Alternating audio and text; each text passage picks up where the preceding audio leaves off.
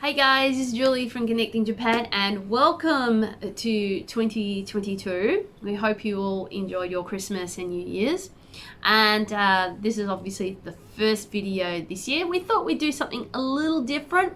We're going to be talking about mission and missions and is there a difference, and a few other topics that are related to them as well.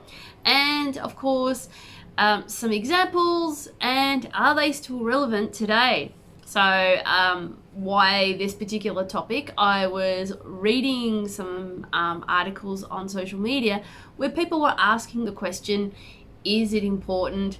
Is there differences? And we do get these conversations from time to time asking us what is the difference between mission and missions, because sometimes those words are used interchangeably in church. And so we thought we'd address it today.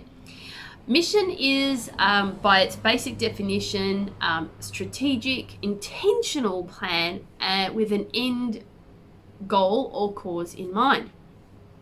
When we're attaching that to a biblical perspective, though, it's a lot different, because there was a lot of different things going on in the Bible that could be considered a mission statement. The main theme, of course, is that God is desiring to bring all humanity back to himself, which is a strong theme throughout the entire Bible.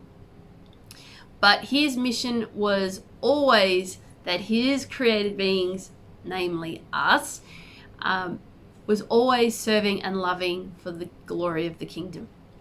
And of course, it's just so great that he's made us so creative and innovative in lots of different ways to be able to achieve that.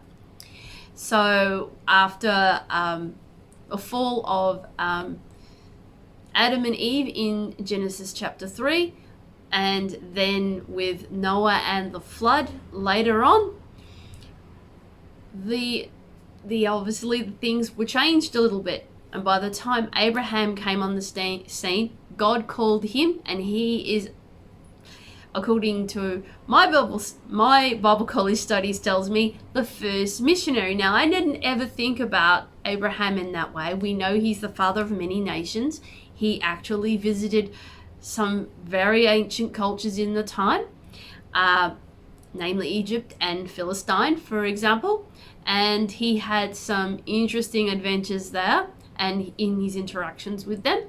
And he also encouraged his family and the many people that he had working under him at the time to be involved with our Creator God. So he was the first one to start off the mission of encouraging people to love God and love one another. Now, after him, the patriarchs Isaac and Jacob came along, and Israel became a nation, a very young nation that was going to be God's instrument in creating the same mission statement. They were going to be continuing on the legacy that Abraham, Isaac, and Jacob had left behind. Unfortunately, with their slavery in Egypt and then coming out of that and going into the promised land of Canaan, things definitely went off track. And a lot of other things in the life of the people of Israel took center stage instead. They soon forgot God. There are themes throughout the Bible where they remembered, forgot, remembered, forgot, remembered, forgot. And it would have continued that way for quite some time had not the prophets already declared the coming of Jesus, which is who they were all waiting for anyway. And it was ultimately Jesus who was going to fulfill the ultimate sacrifice of dying on the cross, raising up from the dead, and then bringing all humanity and God back together so we can have full access and a loving relationship with him, and by extension of that be able to love people, try as love them as unconditionally as he did. So these are the missions, of course.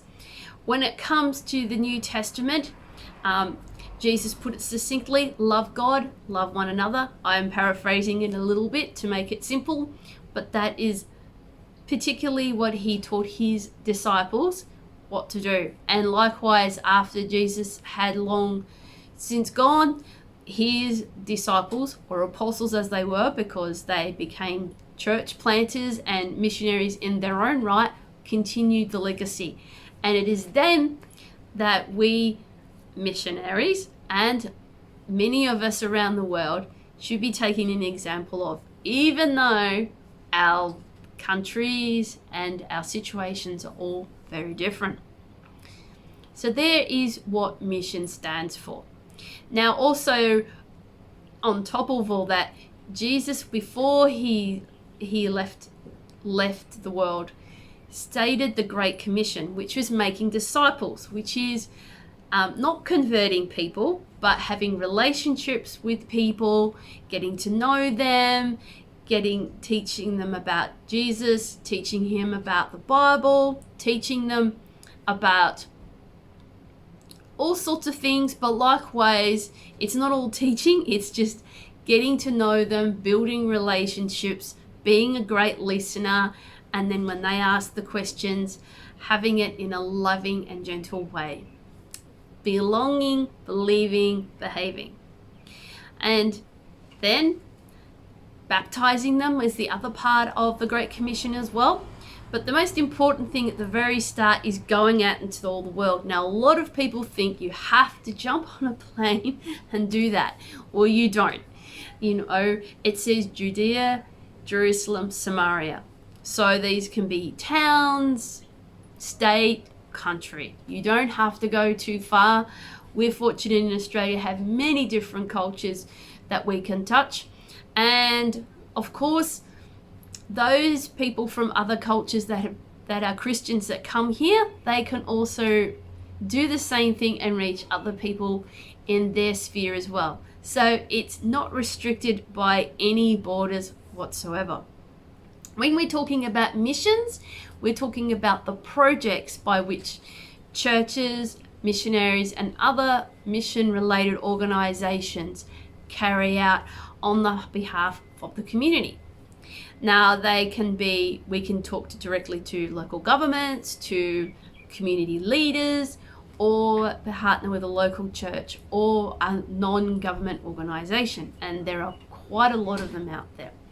And as missionaries, that is what we do overseas and on the field over there. But also, you probably not aware that your churches should all be doing that as well.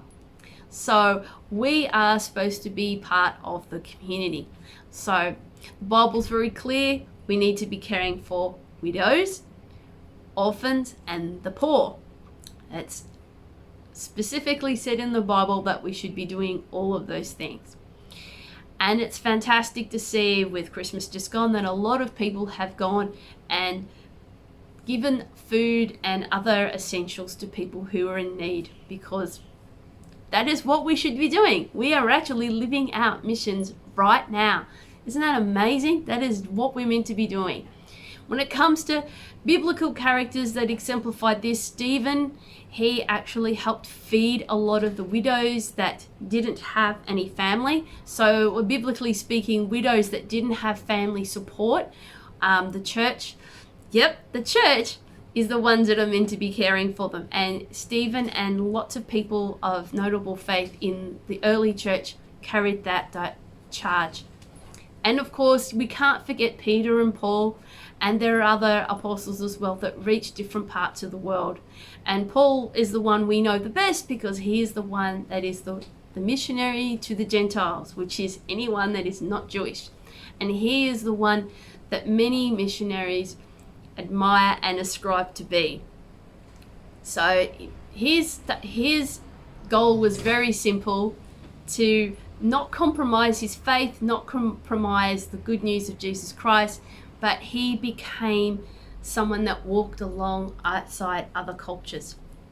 He planted churches, he trained leaders, and once they were trained and they grew, he commissioned those churches and those organizations and those services and mission projects over to them, and then he let them go, and the church flourished a great deal under his mission guidance in the early days.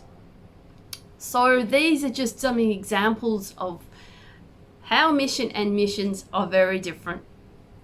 One is the statement by which we all believe and should be working towards, and the other one is an action that we should be doing directly. Now, mission projects cannot always be ones where the good news, the gospel of Jesus Christ, is actively portrayed, because unfortunately we live in a world where that's not possible to do so, as we've said before, when it comes to closed countries. However, we have the DNA of God in us, who gives us creativity, he gives us skills. If we just stay still long enough and just listen to him, he will help us find new and exciting ways to reach people. And of course, the community development, our practical projects and services that we provide, also help give the community hope and help them to flourish even in hard times. So the question is evangelism greater than community development?